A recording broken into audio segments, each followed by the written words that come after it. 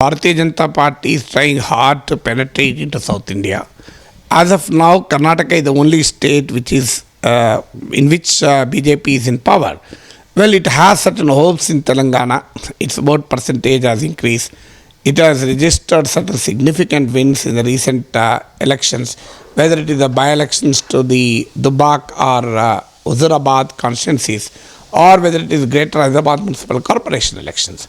Well, beyond these two states, the Bharatiya Janata Party has a very little presence in Andhra Pradesh. In the last elections, the BJP got votes less than that of Nota. In Tamil Nadu too, the party is finding it difficult to enter. In Kerala, though there is an increase in its voting, its electoral successes are very limited. There are different reasons for this. The problem with the Bharatiya Janata Party, its Hindu narrative is rather unpalatable to the South Indian socio-political terrain. So now the party wants to invent a native political idiom in a bid to enter into the South India, because the party has won significant victories in North India in the last Lok Sabha elections. Almost a saturated win it has won. For example, it has won almost all the seats in many Hindi states. In Gujarat, Rajasthan, it virtually swept the polls. In UP too, the BJP got a maximum number of seats. So therefore, the Bharatiya Janata Party is unlikely to improve its tally in its traditional strongholds called the Hindi states. So it obviously has to lose some seats, and there's not much to gain there. So it wants to compensate these losses by winning few seats here and there in the South India. So it got a major encouragement in the 2019 Lok Sabha elections when the BJP won in 4 out of the 17 Lok Sabha seats in Telangana. Well, Secunderabad has been its traditional stronghold. It won this seat even in the past. But the interesting part of the story is BJP has won 3 seats in the northern Telangana, Nizamabad, Adilabad and Karimnagar. And the significant win came in Nizamabad when its candidate Dharmapuri Aravind defeated the star candidate KCR's daughter K Kavita. So building on the 2019 victory, the Bharatiya Janata Party is trying hard to expand its increase its tally in Telangana. Its vote percentage has increased from 7% in assembly elections to 20% in the Lok Sabha elections. So subsequent to the Lok Sabha election, the party has wrested 2 seats from the TRS in the Dubak and Huzurabad by-poll. In the high-profile contest at Huzurabad, the estranged TRS leader Itala Rajendra contested as the BJP nominee and won a spectacular win despite KCR moving heaven and earth to defeat his erstwhile friend. So this, and in Greater Hyderabad Municipal Corporation, the BJP's tally has changed in a remarkable manner from a mere 2 seats to nearly 50 seats. So, encouraged by these wins, the BJP is now focusing in Telangana. It has launched a no-holds-barred battle against the KCR, and it is leaving no stone unturned to win as many seats as possible in Telangana. And it now focuses on Telangana Assembly too. So, in the South Indian states, East, the linguistic identity is much more stronger than the religious identity. So the politics of religious polarization as attempted by the BJP in the northern part of the country is rather unpalatable to the southern part except in few pockets. So now the party has to rediscover its political idiom without giving up the Hindutva. So it wants to identify its local indigenous Hindutva narrative. For example, in Telangana, is rather similar to the North India, because like the North India, Telangana had the Muslim rule. Telangana was ruled by Nizams, so the anti-Nizam political rhetoric obviously sells in Telangana. So the party is now talking about Rajakar files in tune with the Kashmir files, because Rajakars, the private army of Nizam, was involved in unprecedented atrocities on the people of Telangana. So therefore, the party wants to exploit the anti-Nizam sentiment, and these attempts are bolstered by the TRS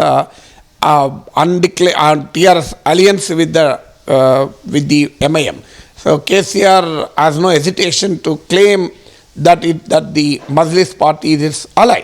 So BJP wants to use this anti-MIM sentiment to hit at the Telangana Rashtra Samiti. It is in fact, the BJP leaders have been describing the Telangana Rashtra Samiti as Telangana Rajakar Samiti also. So the politics of polarization attempted in northern part of the country on the Hindu-Muslim plank is rather being attempted in Telangana too. So the entire row over the MIM steering TRS, the focus on the Bhagyalakshmi temple, the debate over renaming Hyderabad, all this form part of the Hindutva narrative native to the Telangana socio-political situation. Similarly, in Karnataka, the BJP is attempting to polarize on Hijab, on Azan. So the Karnataka, in coastal Karnataka, is even targeting Christians, minorities also. So the Karnataka has a strong Lingayat identity superimposed on the religious identity. So the BJP has been rallying Lingayats thanks to the leadership of Yediyurappa. Now, though Yediyurappa is not in power, the party still wants to rally the Lingayat community. So the politico-religious is also superimposed by the caste identity politics of Lingayats in Karnataka. In Tamil Nadu, it has a very strong opposition resistance because Tamil Nadu is known for its Dravidian political sentiment. Well, it wants to enter into Tamil Nadu. It's conducted the Vetrivelu Yatra. Now, the Vetrivelu Yatra is part of the Tamil Nadu Hindutva ideological experiment native to the Tamil Nadu. In Kerala, the BJP tried to use Shabarimala judgment to its advantage. In Andhra Pradesh, the party has earlier used the alleged attacks on temples. It has even conducted a yatra from Ramatirtham to highlight the argument that the Jagan Mohan Reddy is complicit in attacks on temples. Well, it had even used the religious faith of the Chief Minister to its advantage. But subsequently, when YSR Congress moved closer to the BJP national leadership, the BJP has toned down its politico-religious mobilization in Andhra Pradesh. So in every state, the party wants to experiment with the Hindutva ideology with the native identity, native religious identity. So the party is not giving up the Hindutva which has brought them to power, but wants to redefine the politico-religious polarization with native anecdotes and native issues.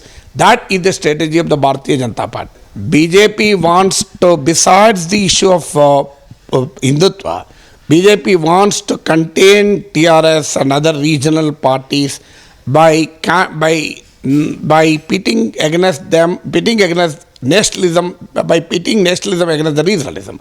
Well, the problem here is the BJP cannot question the Telangana sentiment.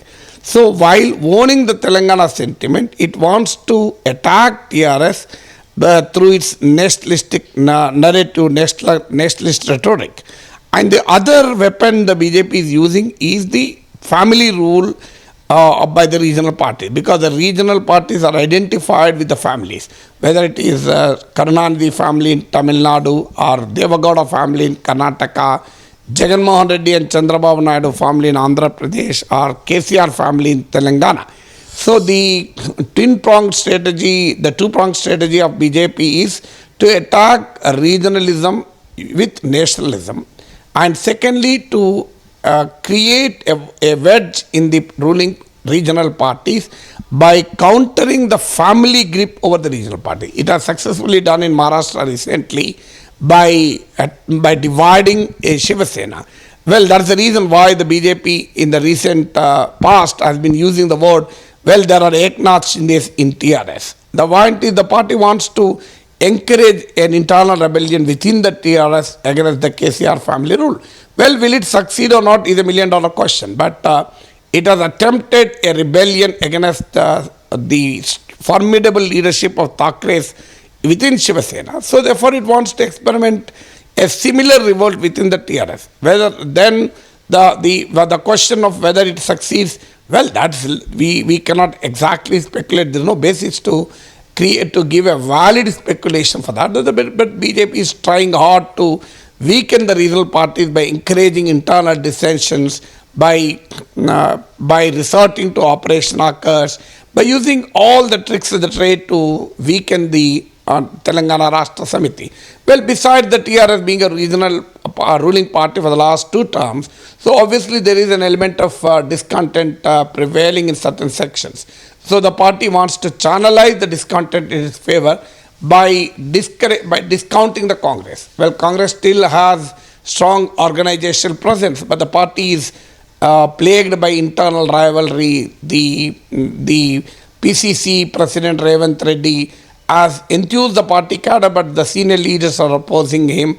So the Congress internal bickerings is an advantage to the BJP. And the Chief Minister KCR has indulged in a wrong strategy of dividing the Congress, encouraging defections from Congress. This has resulted in a credibility crisis for the Congress. Even if you vote for the Congress, the people will defect to TRS. So BJP is also exploiting. In fact, the KCR's attempts to weaken Congress has come in handy for the Bharatiya Janata Party. So the politicians should realize that they can decimate opposition, but they cannot completely remove opposition space. If a particular opposition party is decimated, well, the opposition space still remains. So there will be new players that will emerge. We have seen in Punjab how Aam Aadmi Party emerged when the Congress was in shambles and there was an anti-incumbency, and the BJP, Akali Dal, could not capture that imagination of the people who are opposed to the Congress rule. This happened in Delhi when Aam Aadmi Party could capitalize on the anger against the Congress and the failure of the BJP to capture that anger. So obviously, KCR failed to realize that he can weaken the Congress party, but he can liquidate the Congress party, the major opposition, but it cannot decimate opposition space. Opposition space will always remain. Well, the strength of the opposition space depends upon the extent of anti-incumbency or the pro-incumbency the ruling party enjoys.